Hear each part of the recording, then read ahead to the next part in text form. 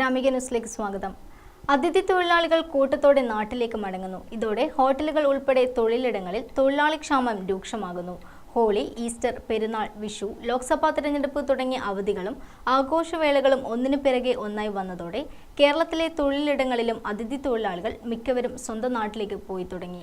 ഇവരുടെ കൂട്ടത്തോടെയുള്ള പലായനം നഗരത്തിലെയും നാട്ടിൻപുറങ്ങളിലെയും ഹോട്ടലുകളുടെയും നിർമ്മാണ മേഖലയുടെയും ദൈനംദിന പ്രവർത്തനങ്ങളെ സാരമായി ബാധിച്ചിരിക്കുകയാണ്. അതിഥി തൊഴിലാളികളുടെ മടക്കത്തോടെ ഹോട്ടലുകാരാണ് ഏറെ പ്രതിസന്ധിയിലായത്. ജോലിക്കാരില്ലാത്തതിനാൽ നഗരത്തിലെ ചില ഹോട്ടലുകൾ താൽക്കാലികമായി അടച്ചുപൂട്ടി. മറ്റു ചിലത് അടച്ചിടലിന്റെ വക്കിലാണുള്ളത്. നേരത്തെ മലയാളികളായിരുന്നു ഹോട്ടൽ തൊഴിലാളികളായി കൂടുതലും ഈ രംഗത്ത് ഉണ്ടായിരുന്നത്. പലവിധ കാരണങ്ങളാൽ ഇവർ ഹോട്ടൽ ജോലിയിൽ നിന്നും വിട്ടുനിന്നതോടെ തമിഴ്നാട്ടുകാർ പകരം വന്നു. ഈയിടെ തമിഴരും കൈയൊഴിഞ്ഞതോടെ ബംഗാൾ, ബീഹാർ, ഒറീസ, UP, ആസാം, നേപ്പാൾ എന്നിവിടങ്ങളിലെ യുവാക്കളാണ് ഹോട്ടൽ ജോലിക്കെത്തിയത്. തൊഴിലാളികൾക്ക് ശമ്പളം ഉൾപ്പെടെ എല്ലാ സൗകര്യങ്ങളും നൽകിയിട്ടും അതിഥി തൊഴിലാളികളിൽ പലരും ജോലി ഉപേക്ഷിച്ച് പോവുകയാണെന്ന് Kerala hotel and restaurant association Thalassery unit secretary Abdul Nasar Madol പറഞ്ഞു. മലയാളികളുടെ ഇഷ്ടവിഭവങ്ങൾ അതിഥി തൊഴിലാളികളാണിപ്പോൾ ഹോട്ടലുകളിൽ തയ്യാറാക്കുന്നത്. പാകം ചെയ്യലും വിളമ്പലും മേശകൾ വൃത്തിയാക്കലും ഉൾപ്പെടെ ജോലി ചെയ്യുന്ന അതിഥി തൊഴിലാളികൾ പോയതോടെയാണ് ഹോട്ടലുകൾ പ്രതിസന്ധിയിലായത്. ഏതാണ്ട് ഇതേ അവസ്ഥയാണിപ്പോൾ നിർമ്മാണ മേഖലകളും നേരിടുന്നത്. ഇതര സംസ്ഥാന തൊഴിലാളികളുടെ കടന്നുവരവോടെ മുൻകാലങ്ങളിൽ ഏറെ കഷ്ടപ്പെട്ട് ജോലി ചെയ്തിരുന്ന മലയാളികൾ മിക്കവരും മേസ്തിരിമാരുടെ റോളിലേക്ക് മാറി. അതിഥി തൊഴിലാളികൾ പോകുന്നതോടെ ഈ മേഖലയും കടുത്ത പ്രതിസന്ധിയിലാണുള്ളത്. ഗ്രാമിക ന്യൂസ്, തലശ്ശേരി.